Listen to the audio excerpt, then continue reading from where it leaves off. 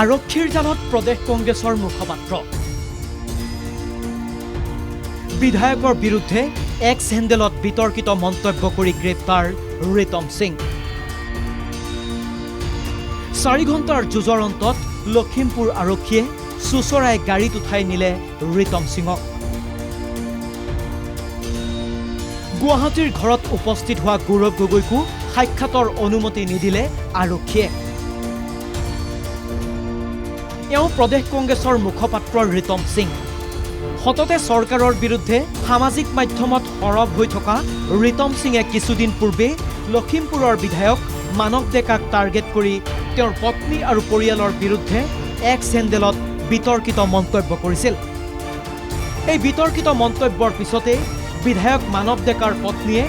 লখিমপুৰ থানাত ৰিতম সিঙৰ বিৰুদ্ধে তৰিছিল গোচৰ এই গোচৰৰ ভিত্তিতে শনিবাৰে গুৱাহাটীলৈ আহি উপস্থিত হয় ৰিতম সিঙৰ ৰূপনগৰস্থিত ফ্লেটত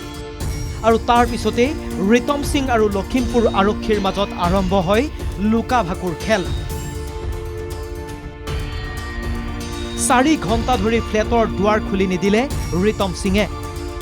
ৰিতমৰ আপত্তি গ্ৰেপ্তাৰী পৰোৱানা অবিহনে তেওঁৰ ঘৰলৈ আহিছে আৰক্ষী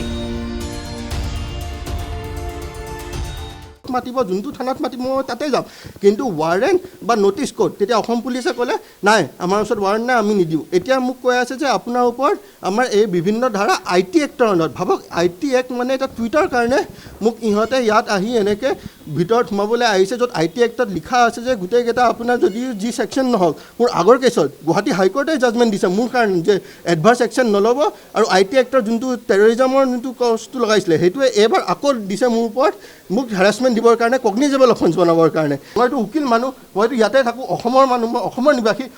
নিবাসী মই পলোৱাৰ কি এনেকুৱা চান্স আছে যে তেওঁ মোক যে আজি এনেকৈ ইমান 20টা 25টা পুলিচ আৰক্ষী আনি মোক ইয়াৰ পৰা লৈ যাবলৈ বিচাৰিছে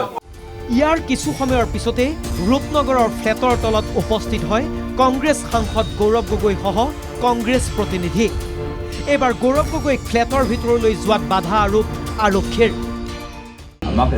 এতিয়াতো আপুনি ডাইৰেক্টলি গাড়ীত সোমাই লৈ যাব তো আমি এটলিষ্ট গৈ মেছেজটো দি আহোঁ মেছেজে দিব লাগে আৰু নহ'লে এটাও ইয়াত কথা কেনেকৈ পাতিব পাৰিম আমি আৰক্ষী আৰু গৌৰৱ গগৈৰ এই বাকযুদ্ধৰ মাজতেই ৰিতম সিঙক অৱশেষত টানি আজুৰি চুচৰাই গাড়ীত উঠাই লখিমপুৰলৈ লৈ গ'ল আৰক্ষীয়ে এই ঘটনাৰ পিছতে গৌৰৱ গগৈৰ প্ৰতিক্ৰিয়া অসম আৰক্ষীক ৰাজনৈতিক অস্ত্ৰ হিচাপে ব্যৱহাৰ কৰিছে চৰকাৰে আৰক্ষীৰ হতুৱাই অবৈধ কাম কৰাইছে চৰকাৰে পুলিচ একাডেমি ইনগ্ৰেট কৰিবলৈ আহিছে তেওঁক মই মাত্ৰ এটা চমু নমুনা দেখাবলৈ বিচাৰিছোঁ যে অসম আৰক্ষীক কেনেদৰে বৰ্তমানৰ অসমৰ মুখ্যমন্ত্ৰী হিমন্ত বিশ্ব শৰ্মা ডাঙৰীয়া একদম ইলিগেল কাম তেওঁলোকৰ পৰা কৰাই আছে অসম আৰক্ষীসকলক ৰাজনৈতিক অস্ত্ৰ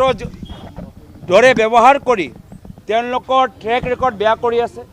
তেওঁলোকৰ ফাইল বেয়া কৰি আছে তেওঁলোকৰ প্ৰমোশ্যন হোৱা সুবিধাখিনি তাত তেওঁলোকে বাধা দি আছে আৰু বাৰম্বাৰ মুখ্যমন্ত্ৰী মহোদয়ে কিছুমান নিৰ্দেশ দি অসম আৰক্ষী আৰু আমাৰ গুৱাহাটী ন্যায়ালয়ৰ মাজত সংঘাত হওক সেই পৰ্যায়লৈ গৈ আছে বিৰোধী দলপতি দেৱব্ৰত শইকীয়াৰ মন্তব্য চৰকাৰৰ ভুল তথ্য সামাজিক মাধ্যমত উদঙাই দি অহাৰ বাবে ৰিতমৰ বিৰুদ্ধে প্ৰতিশোধ লৈছে যিবিলাক ভুল তথ্য যিবিলাক বাস্তৱ উন্মোচাই দিয়ে চৰকাৰৰ ভুল তথ্যক সমালোচনা কৰে এক্স হেণ্ডেল যোগেদি তেওঁ পঢ়া শুনাত চোকা তেওঁ আমাৰ দলৰ এজন মুখপাত্ৰ এনেকৈ চৰকাৰৰ ভুল তথ্যবিলাক ইণ্টাৰনেশ্যনেলি এক্স হেণ্ডেল যোগে বিয়পাই দিয়াৰ কাৰণে চৰকাৰে অকণমান নাক কাণ কোচ খাইছে কিজানি সেইকাৰণে এইবিলাক হাৰাশাস্তি কৰিছে উল্লেখযোগ্য যে কংগ্ৰেছ মুখপাত্ৰ ৰিতম সিঙৰ বিৰুদ্ধে লখিমপুৰ আৰক্ষীয়ে জামিনযুক্ত ধাৰাত 91/2025 নম্বৰত এটা গোচৰ ৰুজু কৰিছে ব্যুৰো ৰিপৰ্ট NKTV